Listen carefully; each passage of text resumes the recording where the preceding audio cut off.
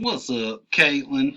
I wanted to just shoot you this super quick um, video thing via email to show you what it is I'm talking about here. So I got your email. Um, I don't exactly know what you're talking about when you say the books in the library. I guess you're talking about through EBSCOhost. I don't know, but here's what I want you to do for this paper. I want you to find not scholarly books or chapters from books. Actually, I'd rather you just find scholarly articles through our library databases. So let me walk you through that real quick. You come up to our home page and click on library, and you'll need to have your library barcode. If you don't have your library barcode, then you can just kind of put mine in unofficially for the time being. But what I recommend you searching here is just simply Alice Walker everyday one word use and search, and then you'll get hit with this thing. That's where you have to put in your library barcode. Mine is 2325900036557. I've entered it so much that I've accidentally memorized it. So look, when you initially search Alice Walker Everyday Use, you probably get a lot of scholarly sources thrown at you right away. But you also get some scholarly books and then this little research starter thing. But I recommend you clicking this button over here. These are called limiters that limit your search in different ways. Like you could limit it to the last 5 years or whatever. But limit it to scholarly. And I have done this enough that I kind of know this already, that really your best results are on the first page.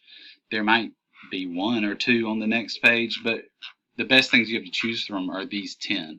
And I'm vaguely familiar with all of these from having students write about them. Those students don't often do a great job incorporating these sources.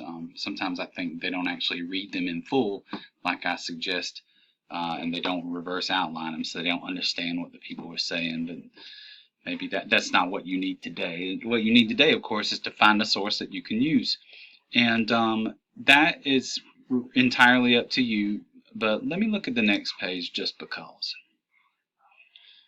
What you'll see, I think, past the first page, this one here is just a short interpretive presentation. It's only like 3 pages long. It's not all that useful in my opinion, nor is Nancy Tooten's article from The Explicator. It's just kind of a broad, basic interpretation of the story. But these other papers actually go very deep into the story, everyday use, and give a critical look at one sort of aspect of the story. So I would say, to write about here's our paper, by the way. You'll need to cite it from these databases. A lot of students gravitate towards this one here, the defense mechanisms and the core issues of D. I don't think it's a great paper, but some people seem to think it's helpful, probably just because it mentions D by name in the title. But really, there are a handful of papers I think are interesting. I think this paper by Sarnowski is interesting, Destroying to Save.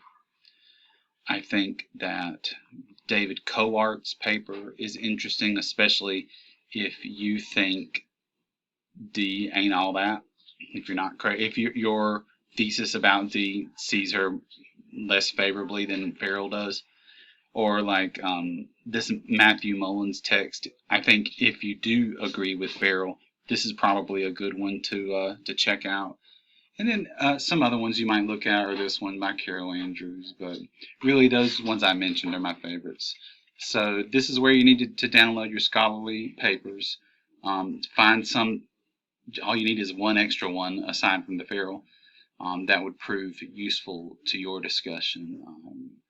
Read it, make sure you know what the person is saying, and figure out some ideas that would help supplement your ideas. I hope that was helpful. Please hit reply if you need anything else.